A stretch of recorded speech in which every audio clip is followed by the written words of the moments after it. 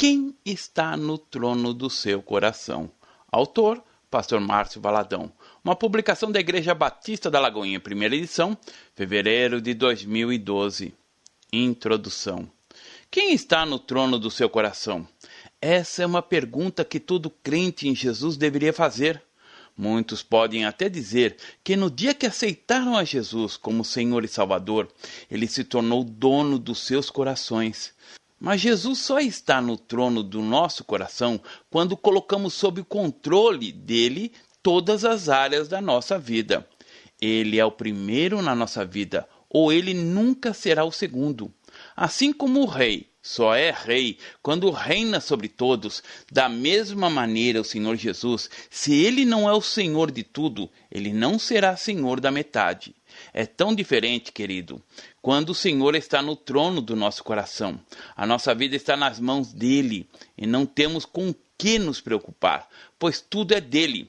Nesta mensagem, você vai aprender que somente o Senhor deve ser o dono absoluto do nosso coração, que a salvação é um processo no qual devemos crescer espiritualmente, e esse conhecimento só é possível por meio do nosso relacionamento com Deus.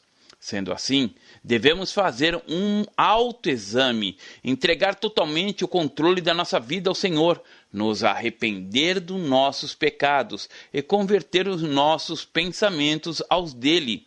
Assim como diz a palavra que está em Isaías, capítulo 55, versos 7 ao 9, que diz assim: Deixe o perverso o seu caminho, o iníquo os seus pensamentos. Converta-se ao Senhor, que se compadecerá dele, e volte-se para o nosso Deus, porque é rico em perdoar. Porque os meus pensamentos não são os vossos pensamentos, nem os vossos caminhos os meus caminhos, diz o Senhor.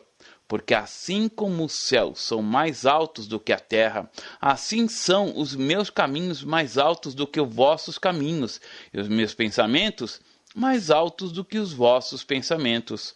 Boa audição. Desenvolvendo a salvação. Em Provérbios, capítulo 4, verso 23, está escrito: Sobre tudo o que se deve guardar, guarda o coração, porque dele procedem as fontes da vida. Quando o nosso coração está convertido ao Senhor, ele faz dele trono, passa a habitar em nós e somos transformados, somos salvos. Todavia, a salvação também é um processo no qual devemos crescer. A salvação é semelhante a um bebê que nasce. Ele é um ser humano, recebe um nome e possui dignidade. Mas imagine que, com o passar do tempo, esse bebê, essa criança, continue do mesmo tamanho, com o mesmo peso que ela nasceu, porém não cresceu. Assim, como nascemos, crescemos e nos desenvolvemos física e emocionalmente. A salvação também precisa ser desenvolvida. Veja o que diz o versículo 12 de Filipenses capítulo 2. Assim, pois, amados meus, como sempre obedecestes, não só à minha presença, porém, muito mais agora, na minha ausência, desenvolvei a vossa salvação com temor e tremor. O propósito de Deus é que você cresça no conhecimento dele e da palavra. Assuma suas responsabilidades diante da vida, pois muitas pessoas culpam a Deus por coisas as quais deveriam ser responsabilizar. Está escrito: desenvolvei a vossa salvação com temor e tremor. E para que isso aconteça, é preciso que você queira e pague o preço para crescer em Deus. O crescer em Deus é uma escolha, não é automático. Não é como dormir e ao acordar constatar que cresceu espiritualmente. O crescimento acontece gradativamente e constantemente devemos fazer um check-up espiritual para saber como estamos nos saindo. Muitas vezes as pessoas acreditam que, porque tem muito tempo de caminhada na fé, já se desenvolveram o suficiente, ou que cresçam por conta desse tempo. Está enganado quem pensa dessa forma, pois não é o tempo de fé que determina o crescimento, mas o que nos faz crescer é o nosso relacionamento com o Senhor, a nossa intimidade com Deus e uma vida comprometida com os valores do reino. Devemos rasgar o nosso coração diante do Senhor e dizer: examine-me, Senhor, prova-me, sonda-me o coração e pensamentos. Salmos capítulo 26, verso 2. Essa é uma oração que nos confronta, já que não gostamos de ser examinados e provados, porque muitas vezes estas são ações que nos causam dor e sofrimento, mexe com feridas, as quais preferimos que não sejam tocadas, mas para sermos curados é preciso que sejamos examinados e provados. Não podemos ter vergonha de mostrar a Deus nossas limitações e feridas, pois a cura vem com o toque do Senhor. Quando nos deixamos conhecer pelo Senhor, temos mais intimidade com Ele e desse modo haverá crescimento. Caso contrário, seremos como alguns homens que morrem porque sentem vergonha de serem examinados por um médico. Não deveria ser assim, pois um simples exame poderia salvar a vida deles. Da mesma maneira acontece conosco espiritualmente. Quando Jesus nos examina, Ele cura, somos libertos da dor, do sofrimento e, em troca, recebemos mais de Deus. Uma das atitudes que pode impedir o crente de crescer em Cristo é a falta de comunhão. Muitas vezes queremos ficar na igreja, escondidos dos outros, sentados nos últimos lugares, e ali permanecemos imóveis. Não gostamos do avivamento, não queremos estar junto de outras pessoas. Amado, amada, não queira ser crente sozinho. Abra seu coração e deixe ser examinado, provado. Deixe que o Senhor sonde o seu coração e os pensamentos. Para ter uma vida transformada, é preciso ter um encontro com Deus. A palavra de Deus nos mostra que para desenvolver a salvação, precisamos saber como estamos. Examine-me, Senhor, prova-me e sonda-me o coração. Mas o que significa sondar? Vou usar uma metáfora para exemplificar isso. Na minha casa tem um jardim, e como em muitos jardins, há nele algumas pedras de enfeite. No entanto, com o passar dos anos, com as chuvas, quando levantamos essas pedras, encontramos debaixo delas vermes, lesmas, caramujos e muitas coisas. Todos esses bichos pequenos vivem tranquilos debaixo das pedras, mas quando as pedras são levantadas, eles ficam à mostra, e sob o sol, o calor, a luz, tudo que precisa morrer, morre. O mesmo acontece com o nosso coração. Quando dizemos, sonda-me, Senhor, significa exatamente isso, levantar a pedra e deixar tudo à mostra. É colocar o coração diante do Senhor e deixar vir à luz tantas coisas que estão escondidas ali, como a amargura, ódio, indiferença, pecados não confessados, falta de arrependimento. A palavra diz examinai, que significa aquilo que se submete a exame, a teste, efetuar observação ou investigação minuciosa, sondar, olhar atentamente, meditar, refletir sobre, ter em consideração, observar ou analisar a própria consciência, pesar, pôr em equilíbrio, ponderar. Dicionário Wise, da língua portuguesa. É preciso submeter a exame e a teste o tipo de vida que estamos levando.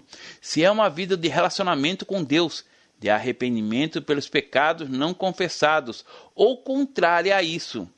Querido ou querida, não existe arrependimento sem dor, sem lágrimas. Não há arrependimento sem uma mudança substancial na vida. Por isso, é necessário um autoexame regularmente. Em 1 Coríntios capítulo 11, versículo 28, está escrito: examine-se, pois, o homem a si mesmo, e, assim, coma do pão e beba do cálice. Não é outro que deve examinar, aferir você, mas examine-se, pois, o homem a si mesmo. Às vezes é mais fácil examinar o outro que a nós mesmos. Para o esposo é fácil chamar a atenção da esposa, ou para a esposa chamar a atenção do marido. Os filhos examinarem os pais. Mas veja o que as Escrituras dizem em 2 Coríntios, capítulo 13, verso 5. Examinai-vos a vós mesmos se realmente estáis na fé. Provai-vos a vós mesmos, ou não reconheceis que Jesus Cristo está em vós, senão é que já estáis reprovados. Firmado na fé em Jesus. Hoje, muitas palavras absurdas estão sendo pregadas pelo mundo afora e nada tem a ver com a fé cristã. e com o Evangelho de Jesus. Há muita superstição evangélica, misticismo, muitas coisas que não condizem com a palavra de Deus. A palavra diz: examinai-vos a vós mesmos se estáis na fé, ou seja, analisar se você está firmado no Senhor, seguindo a doutrina da palavra de Deus, a verdade do Senhor. A fé cristã não é simplesmente um conjunto de doutrinas, mas a vida do Senhor em nossa vida. É Cristo em nós, é viver a vida de Deus. Em 1 João capítulo 5, versículos 11 e 12 está escrito: e o testemunho é este, que Deus nos deu a vida eterna, e esta vida está no seu Filho. Aquele que tem o Filho tem a vida, aquele que não tem o Filho não tem a vida. Segundo o Dicionário Bíblico Universal, acredita-se que, com exceção do livro de Mateus, provavelmente escrito em hebraico, o Novo Testamento tenha sido escrito em grego. E nessa língua, algumas palavras significam vida. Uma delas é bios, que significa vida física. Mas no texto de 1 João, capítulo 5, verso 11 e 12, a palavra vida corresponde a zoe, que quer dizer vida de Deus.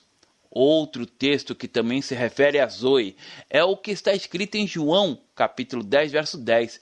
Eu vim para que tenham vida e a tenham em abundância. Aqui também não é a vida física, bios, mas a própria vida de Deus, Zoe. Deus enviou Jesus para que tivéssemos a vida eterna. Por isso, aquele que tem o Filho tem a vida, aquele que não tem o Filho não tem a vida. 1 João, capítulo 5, verso 12. Isso não denota ter o conhecimento da história de Jesus, conceitos a respeito dele, mas tem a própria vida de Cristo. Por isso a palavra nos exorta a examinar a nossa vida de intimidade com Deus, pois a vontade de Deus é que vivamos para Ele, que tenhamos a vida em Cristo em nós. No início dessa mensagem, fiz uma pergunta: quem está no trono do seu coração?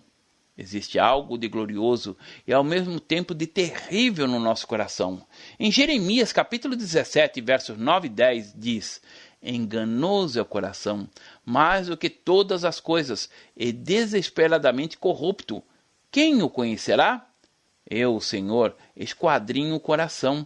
Eu provo os pensamentos, e isto para dar a cada um segundo o seu proceder, segundo o fruto das suas ações. Enganoso é o coração. Você pode dizer que Jesus está no trono do seu coração, mas você tem certeza disso?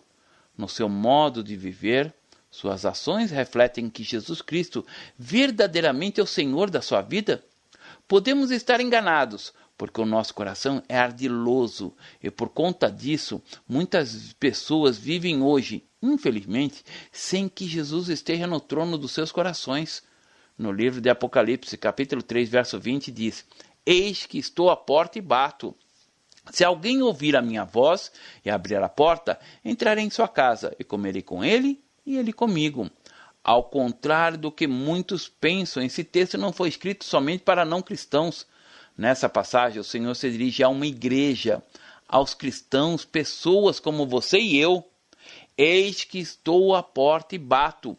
De onde é essa porta? A porta do nosso coração. Corações esses que estão fora do controle absoluto de Deus.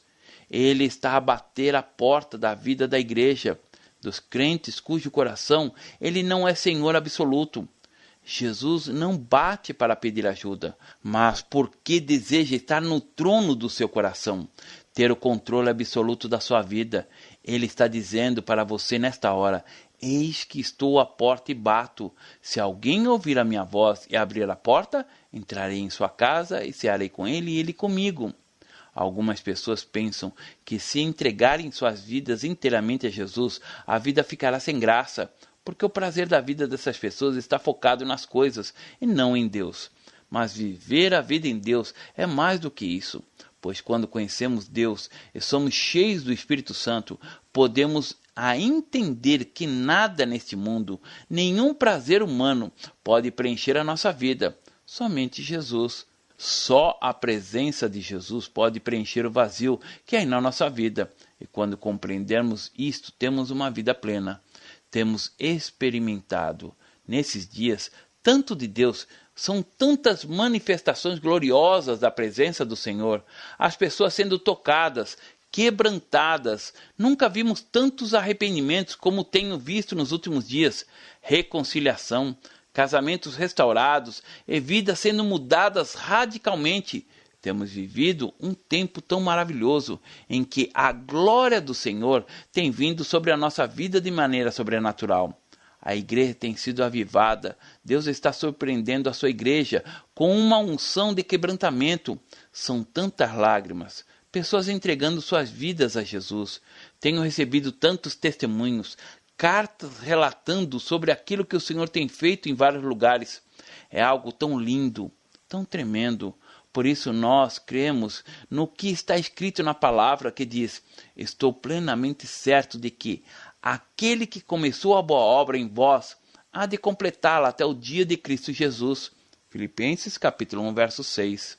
O Senhor começou a boa obra e Ele mesmo a completará. E veremos, para a glória do Senhor Jesus, nossa cidade aos pés do Senhor, corações transformados, lares, famílias restauradas. Mas isso vai acontecer quando o Senhor, e tão somente Ele, estiver no trono do nosso coração. Eis que o Senhor está à porta e bate. Basta apenas abrir a porta, mas muitas vezes há uma inquietação, uma fraqueza, desânimo. O inimigo se levanta para confundir você, para que Jesus não esteja no trono da sua vida. Toda a confusão que você pode estar vivendo hoje no seu casamento, conflitos, brigas e tantos outros problemas, se Jesus estivesse no trono do seu coração, não haveria brigas, contendas. Os dois caminhariam juntos, com Jesus no meio, em direção a Deus. Existiria união, porque com o Senhor no trono só há uma palavra de ordem, a palavra do Senhor. Quando Jesus está no centro do seu casamento, a união dos três, esposo, Jesus e esposa, será como um cordão de 3 dobras. Se alguém quiser prevalecer contra um, os dois lhe resistirão. O cordão de 3 dobras não se arrebenta com facilidade. Eclesiastes capítulo 4, verso 12. Arrependimento e conversão. Em Colossenses capítulo 1, verso 27 está escrito: Cristo em vós, a esperança da glória. Quando Jesus está assentado no trono dos nossos corações, Ele é e sempre será a esperança da glória da nossa vida. No entanto, se Ele estiver do lado ou em qualquer outro lugar senão no trono do seu coração, se Jesus não é amado e adorado como único Senhor e Salvador, então não há esperança de glória na sua vida. Em outra versão da Bíblia está escrito: Cristo está em vocês, o que lhes dá firme esperança de que vocês tomarão parte da glória de Deus. É Jesus reinando no trono, habitando na sua vida, tendo domínio sobre todas as áreas do seu viver: corpo, alma, espírito, família, sonhos, trabalho. Cristo em você é a esperança da glória. Mas se Jesus não estiver no controle absoluto da sua vida, no trono do seu coração, a esperança da glória não existirá. Muitas vezes na nossa vida, outras coisas podem ocupar o trono que pertence ao Senhor. No nosso coração, Satanás é enganador. Ele veio para roubar, matar e destruir. Enganados pelo nosso inimigo, podemos ter no trono, no controle da nossa história, ministrações das trevas e não do Senhor. Em 2 Coríntios capítulo 11, verso 14, diz que: e não é de admirar, porque o próprio Satanás se transforma em anjo de luz. Satanás se transforma para nos enganar. No livro de Jó, lemos que quando os filhos de Deus, os anjos, compareceram diante do Senhor, Satanás foi no meio deles. Jó, capítulo 1, verso 6. Satanás, como um anjo de luz, como um enganador, estava entre eles. Ele pode se transformar, camuflar. Como então saberemos se Jesus está no trono do nosso coração? Pelos frutos manifestados na nossa vida. O fruto do Espírito, conforme descrito em Gálatas, capítulo 5, versos 22 a 23, que diz: mas o fruto do Espírito é amor, alegria, paz, longanimidade, benignidade, bondade, fidelidade, mansidão, domínio próprio. Contra essas coisas não há lei. Para que o Senhor esteja no trono da nossa vida, é preciso viver a realidade do fruto do Espírito. Examinai-vos a vós mesmos. E o que quer fazer quando percebemos que Jesus não está no trono? Precisamos praticar o que está escrito em Atos, capítulo 3, versos 19 a 21, que diz: Arrependei-vos, pois, e convertei-vos para serem cancelados os vossos pecados, a fim de que, da presença do Senhor, venham tempos de refrigério, e que envie Ele o Cristo, que já vos foi designado, Jesus, ao qual é necessário que o céu receba até os tempos da restauração de todas as coisas, de que Deus falou por boca dos seus santos profetas desde a antiguidade. O texto faz referência a duas palavras: arrependimento e conversão. Arrependimento fala da vida, significa tomar uma decisão. De arrepender é dar a meia volta. Arrependimento é atitude, já a conversão é mudança de maneira de pensar. A Bíblia diz: arrependei-vos, pois, e convertei-vos para serem cancelados os vossos pecados. Atos, capítulo 3, verso 19. Hoje, no Brasil, é cada vez mais difícil encontrar pessoas sem dívidas. Temos aprendido que dívida não se paga com dívida. A melhor maneira de acabar com elas é não fazer mais. Abra mão do cartão de crédito, do cheque especial, mas o importante é não acumular mais dívidas. Na palavra de Deus está escrito que, para serem cancelados os vossos pecados. Cancelar quer dizer declarar nulo ou sem efeito.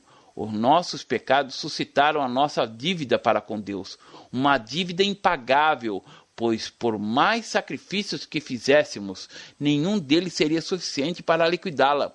Nós, por nossos próprios meios e méritos, jamais conseguiríamos pagar o preço do nosso resgate, mas Deus enviou seu Filho unigênito para pagar a dívida em nosso lugar. Ele pagou um alto preço a nós, a si mesmo se humilhou, tornando-se obediente até a morte, e morte de cruz. Filipenses capítulo 2, verso 8. Em Romanos capítulo 3, versos 21 a 30, encontramos o texto intitulado A Justificação pela Fé em Jesus Cristo, o qual mostra que somente pela fé em Jesus recebemos a redenção dos nossos pecados. Leiamos esse texto glorioso que diz: Mas agora, sem lei, se manifestou a justiça de Deus, testemunhada pela lei e pelos profetas. Justiça de Deus mediante a fé em Jesus Cristo, para todos e sobre todos os que creem, porque não há distinção, pois todos pecaram e carecem da glória de Deus, sendo justificados gratuitamente por sua graça, mediante a redenção que há em Cristo Jesus, a quem Deus propôs no seu sangue como propiciação, mediante a fé, para manifestar a sua justiça, por ter Deus, na sua tolerância, deixado impunes os pecados anteriormente cometidos, tendo em vista a manifestação da sua justiça no tempo presente, para ele mesmo ser justo e o justificador daquele que tem fé em Jesus. Onde, pois, a jactância foi de todo excluída. Por que lei? Das obras? Não, pelo contrário, pela lei da fé. Concluímos, pois, que o homem é justificado pela fé, independentemente das obras da lei. É, porventura, Deus somente dos judeus? Não o é também dos gentios? Sim, também dos gentios, visto que Deus é um só, o qual justificará por fé o circunciso, e mediante a fé o incircunciso. Anulamos, pois, a lei pela fé? Não, de maneira nenhuma. Antes, confirmamos a lei. Quando Jesus foi levado à cruz do Calvário, ele levou sobre si as nossas dores, as nossas enfermidades. Diz a palavra que ele foi transpassado pelas nossas transgressões e moído pelas nossas iniquidades. O castigo que nos traz a paz estava sobre ele, e pelas suas pisaduras fomos sarados. Isaías capítulo 53, verso 5. Os nossos pecados, as nossas dívidas foram anuladas pelo sangue de Jesus derramado na cruz. Mas se Jesus já pagou a nossa dívida, como poderemos nos apropriar dessa graça? Por meio do arrependimento e da conversão, isto é, mudar nossas atitudes e maneiras de pensar. É preciso deixar a culpa e fechar os nossos ouvidos para as acusações de Satanás. O inimigo quer nos enganar, pois se Jesus já pagou a nossa dívida, isso significa que estamos livres de toda e qualquer condenação. Agora, pois, já nenhuma condenação há para os que estão em Cristo Jesus, porque a lei do Espírito da vida em Cristo Jesus te livrou da lei do pecado e da morte. Porquanto o que for impossível à lei, no qual estava enferma pela carne, e isso fez Deus enviando o seu próprio Filho em semelhança de carne pecaminosa, e no tocante ao pecado, e, com efeito, condenou Deus na carne o pecado.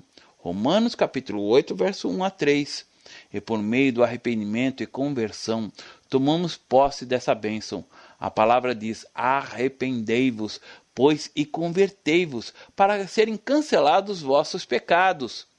No verso 20 e 21 de Atos, capítulo 3, está escrito: a fim de que, da presença do Senhor, venham tempos de refrigério, e que envie Ele o Cristo, que já vos foi designado, Jesus, ao qual é necessário que o céu receba até os tempos da restauração de todas as coisas, de que Deus falou por boca dos seus santos profetas desde a antiguidade. A palavra restauração nessa passagem tem sentido de restituição. Restituição de tudo aquilo que o inimigo roubou de você, dos anos perdidos longe do Senhor, do casamento destruído.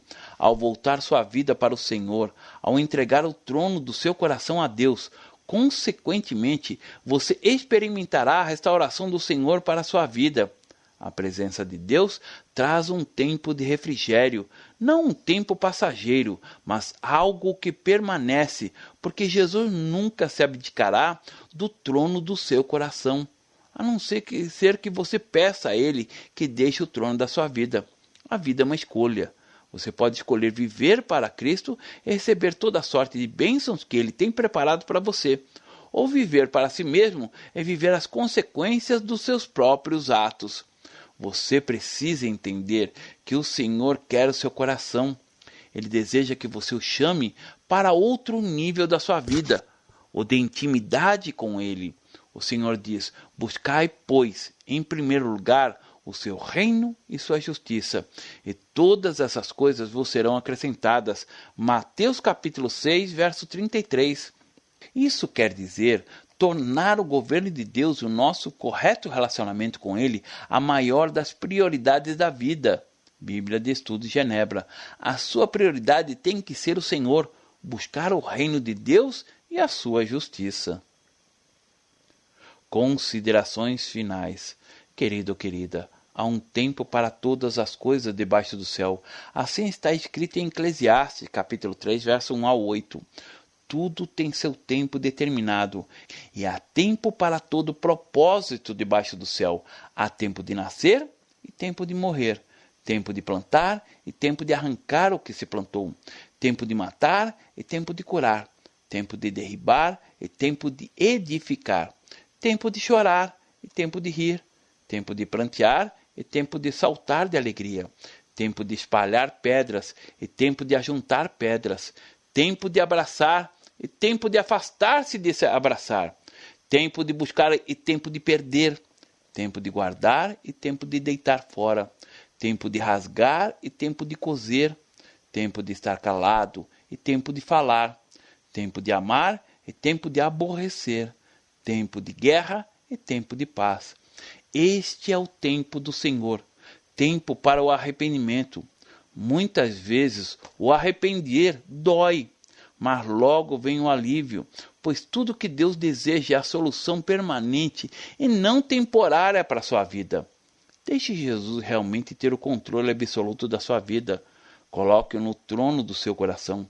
Houve um momento em que o apóstolo Paulo, em meio a tantos conflitos na sua vida, ele estava preso, disse: irmãos, quanto a mim, não julgo havê-lo alcançado. Mas uma coisa faço, esquecendo-me das coisas que para trás ficam, e avançando para as que diante de mim estão, prossigo para o alvo, para o prêmio da soberana vocação de Deus em Cristo Jesus. Filipenses capítulo 3, versos 13 e 14. Paulo não perdeu o alvo, que era Jesus. Ao contrário, seguia esquecendo-se das coisas passadas, avançava. É tempo de você esquecer dos desencontros, liberar o perdão para aquelas pessoas que feriram, magoaram você. Perdoar significa esquecer, não levar em conta. Agora é a hora de você esquecer o passado, quem sabe tão doloroso, deixando para trás a amargura, as palavras duras que ouviu. O dia de ontem precisa ficar para trás. Talvez você tenha vivenciado tantas situações no seu lar, com seu cônjuge, seus filhos, circunstâncias que causaram dor e sofrimento, mas você precisa fazer uma escolha: esquecer. Esquecer o tempo em que o Senhor não estava no trono do seu coração e avançar para a infinidade de promessas que o Senhor coloca diante de você. Existe um caminho de vitória, da restituição. À medida que você deixa para trás o passado e escolhe avançar, tendo o Senhor como seu guia, você verá o que os seus olhos nunca viram, seus ouvidos nunca ouviram, nem tampouco chegou ao coração humano, o que o Senhor tem preparado para aqueles que o amam, aqueles que o colocam no trono das suas vidas. A escolha é sua. Prossiga para o prêmio da soberana vocação de Deus, dos propósitos dele para a sua existência. A expressão maior do avivamento que podemos ter é o controle de Deus sobre nossa vida. É a volta do Senhor ao lugar que pertence somente a Ele e mais ninguém, o trono do nosso coração. Pai, nesta hora, que o Senhor renove cada ouvinte, que em seu coração não exista mais o velho homem, mas uma nova criatura, que pelo arrependimento e conversão haja realmente mudança de vida, uma nova direção, um novo pensamento. Examine cada coração e veja tudo aquilo que precisa ser mudado, transformado. Esquadrinhe, sonde o coração de cada filho e filha, que toda ferida seja curada, todo orgulho seja quebrado, que haja quebrantamento, que as muralhas, os ferrolhos de cada coração possam cair, as portas sejam abertas e o Senhor tome o controle absoluto de cada vida. Em nome de Jesus, amém. Deus abençoe. Pastor Márcio Valadão. Jesus te ama e quer você.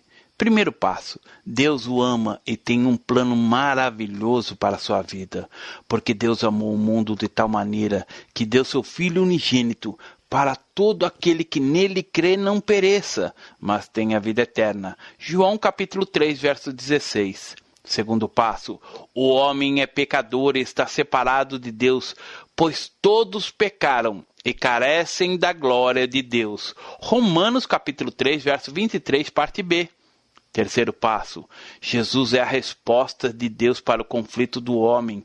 Respondeu-lhe Jesus: eu sou o caminho e a verdade e a vida. Ninguém vem ao Pai senão por mim. João capítulo 14, verso 6.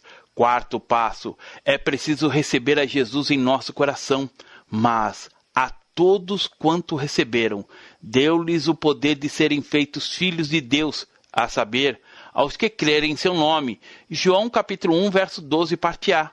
Se com tua boca confessares Jesus como Senhor e, em teu coração, credes que Deus o ressuscitou dentre os mortos, será salvo. Porque com o coração se crê para a justiça e com a boca se confessa a respeito da salvação. Romanos capítulo 10, verso 9 e 10. Quinto passo: você gostaria de receber a Cristo em seu coração? Faça essa oração de decisão em voz alta. Senhor Jesus, eu preciso de Ti. Confesso-te o meu pecado de estar longe dos Teus caminhos. Abra a porta do meu coração e te recebo como meu único Salvador e Senhor. Te agradeço porque me aceita assim como eu sou e perdoa o meu pecado. Eu desejo estar sempre dentro dos teus planos para a minha vida. Amém? Sexto passo: procure uma igreja evangélica próxima à sua casa. Nós estamos reunidos na Igreja Batista da Lagoinha, Rua Manuel Macedo, 360, bairro São Cristóvão, Belo Horizonte, Minas Gerais. Nossa igreja está pronta para lhe acompanhar nesse momento tão importante da sua vida. Nossos principais cultos são realizados aos domingos. Ficaremos felizes com sua visita. Uma publicação da Igreja Batista da Lagoinha, Gerência de Comunicação, www.lagoinha.com.